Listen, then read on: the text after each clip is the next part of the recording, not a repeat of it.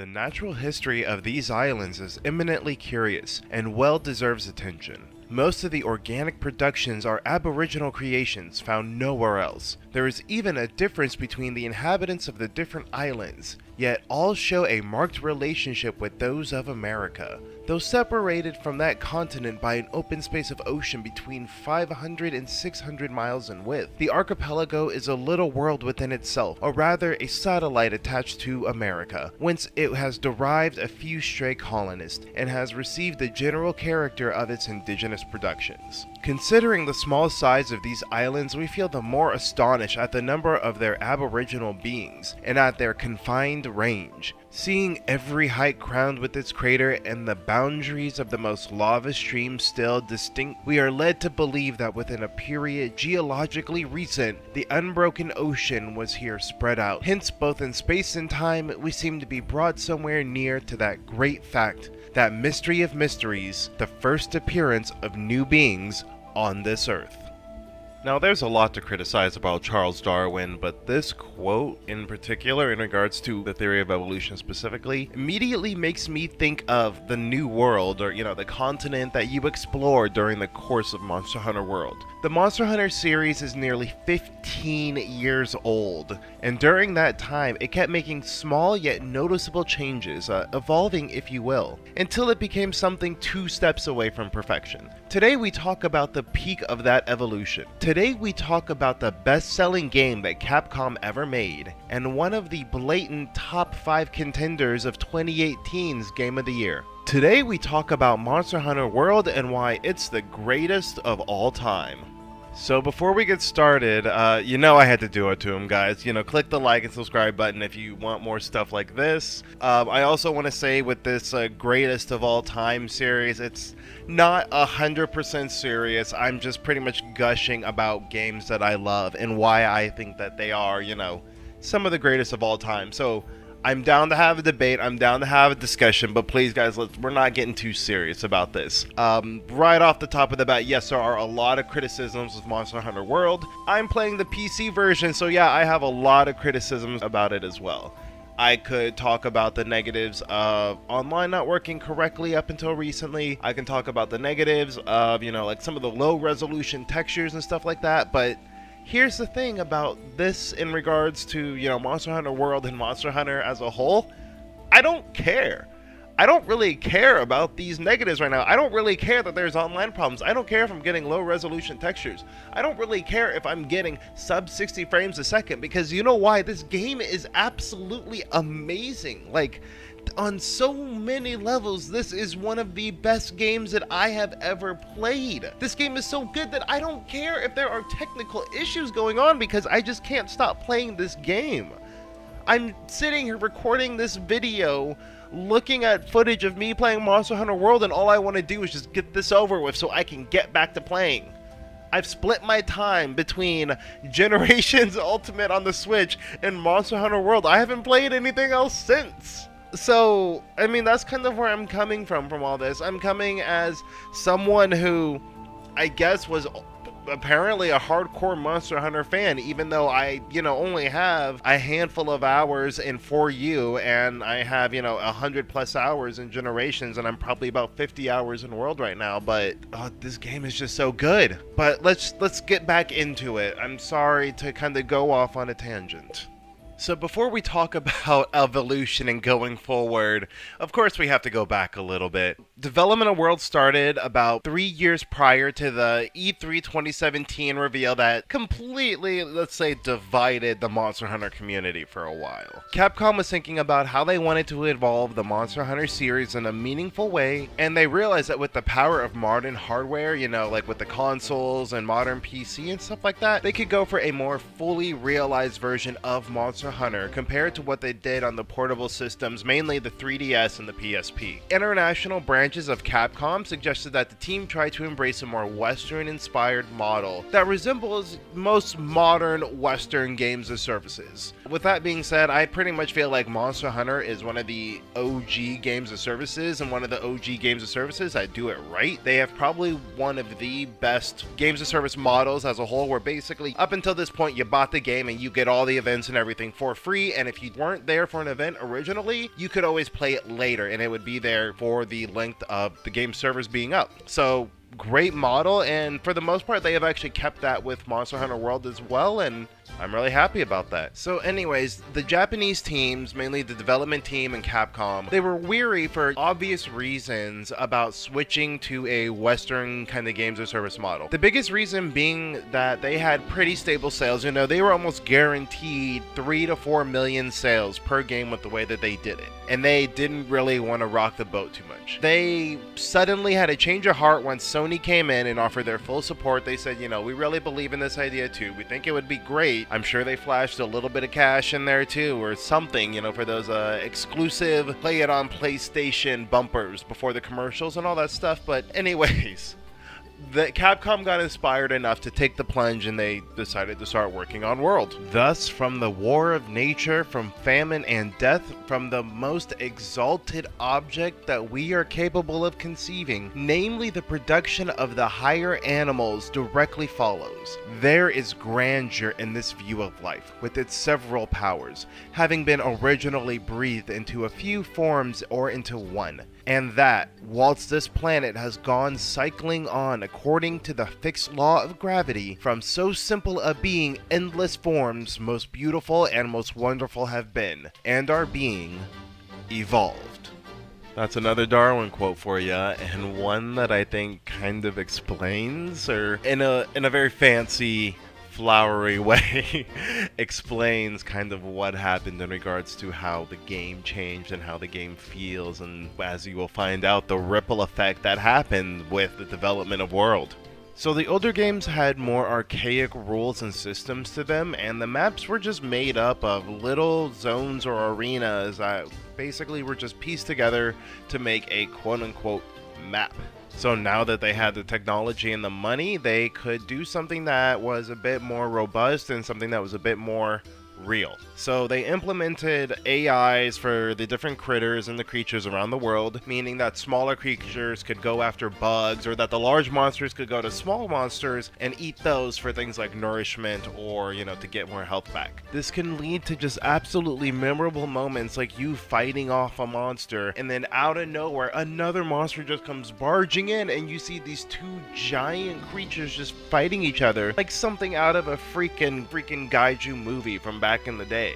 These environments are just so well created that they feel real. You feel the humidity while walking around the ancient forest, and you smell the stank of the rotten vale. Like, these worlds, I don't like going to the Rotten Vale sometimes, because it looks so good that I feel just kind of disgusted running around in there. And aside from all that detail, the biggest reason that these maps have so much more depth and so much breadth and so much immersion to them is the fact that they got rid of loading screens in these maps, or, well, they mask them, you know, in a very God of War style way.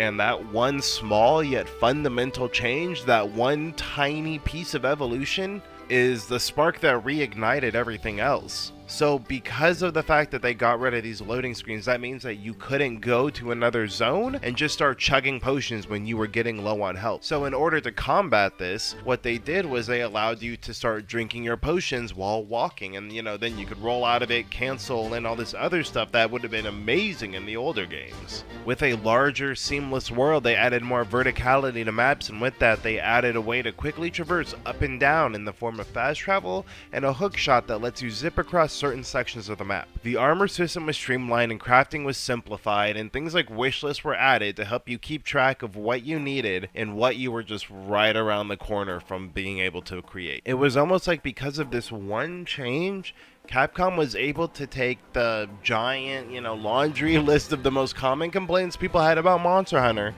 and they were able to check them off, you know, one by one. In the older games, you were just kind of thrown into the deep end of the pool, and you kind of had to teach yourself how to swim, or else you were gonna have a bad time. If you pizza when you french fry, you're always gonna have a bad time, and that's a really great way to sum up Monster Hunter. With the addition of the Scout Fly, you were able to get a whole bunch of information about a monster, and because of that, you're able to basically track it anywhere on the map, kind of like a little walking GPS waypoint. Along with that, you could track droppings, scratches, footprints, and stuff like that, and you could build up kind of a Monster Hunter Wikipedia that you could reference, so you'd always know what your chances were of getting certain parts and what you had to do to increase those odds. Speaking of monsters, they just feel way more real now. The sheer scale that they used for a lot of what used to be kind of just like the entry level mid to high rank monsters, they feel a million times bigger now, and they feel like actual threats as opposed to large dragon that you're gonna kill, you know, like Rathalos, or big stone-headed brick dinosaur thing in the spirit of Baroth or Baroth or however you pronounce it. Yes, monster scaling is different now in regards to multiplayer, and yes, you know, monster health pools may be a little bit lower compared to previous games, but all in all,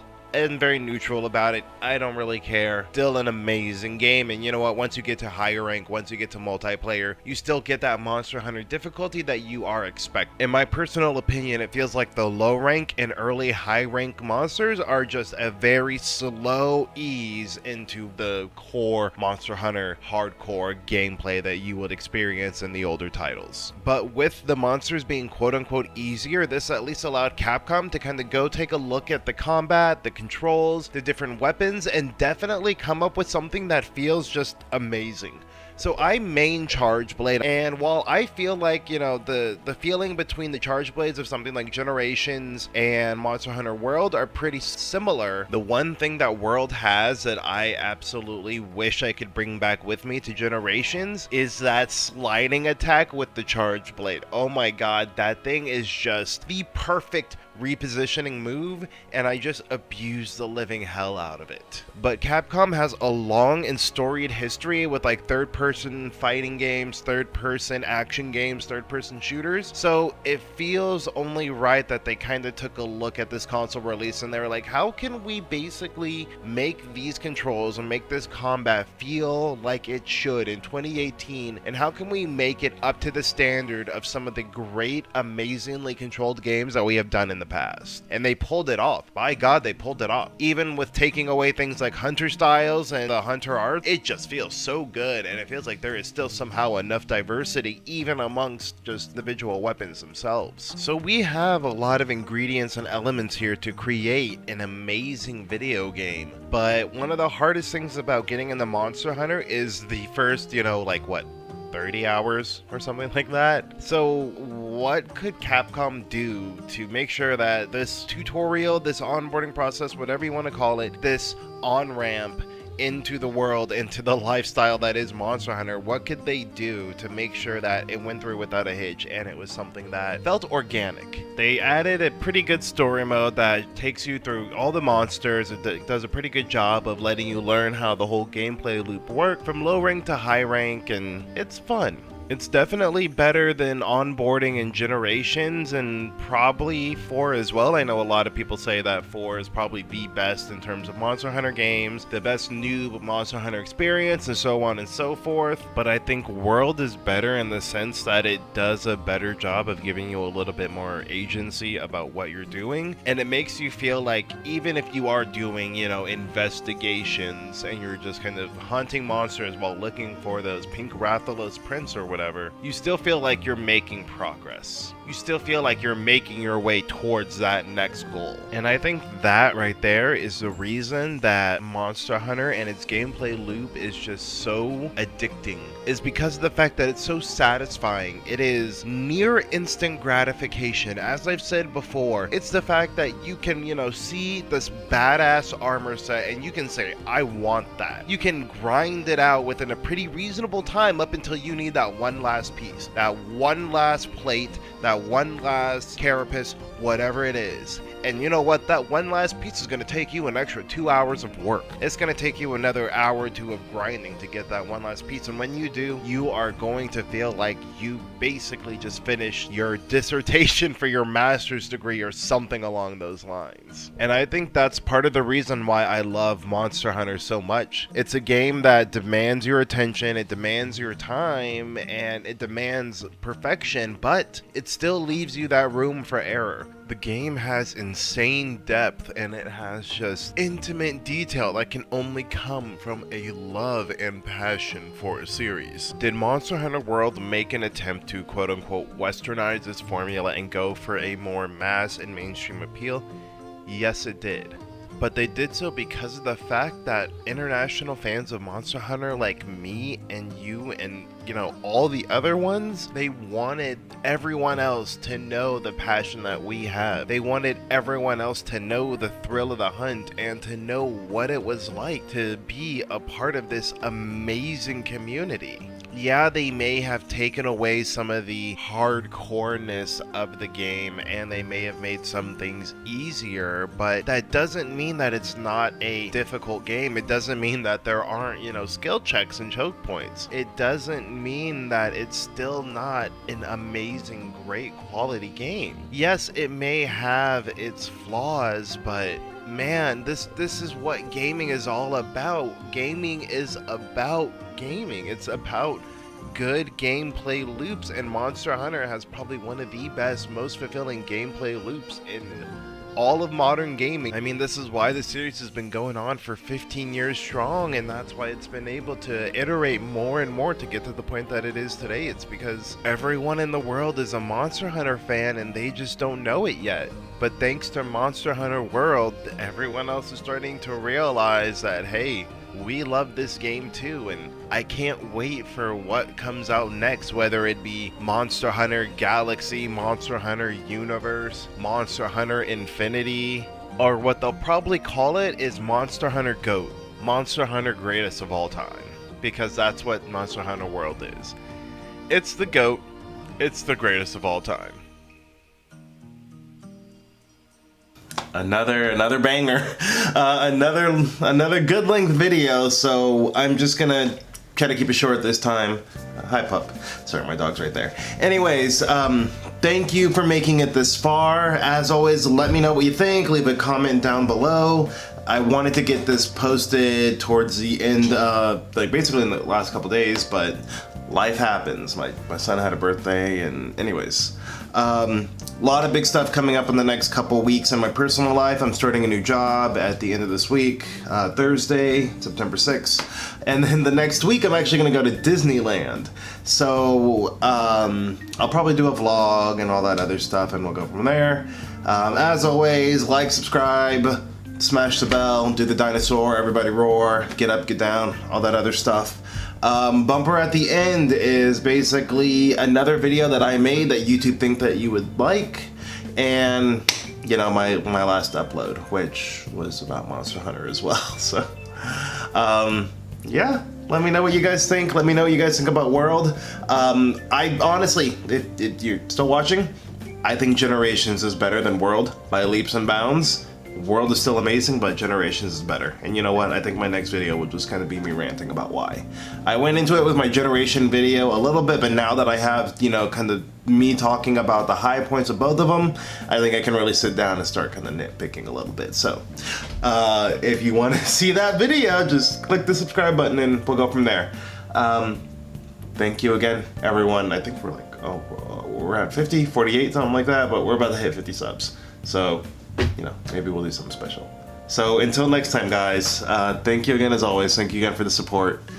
Sorry I wasn't active last week, but I hope this makes up for it. So I love you all, as always. Peace.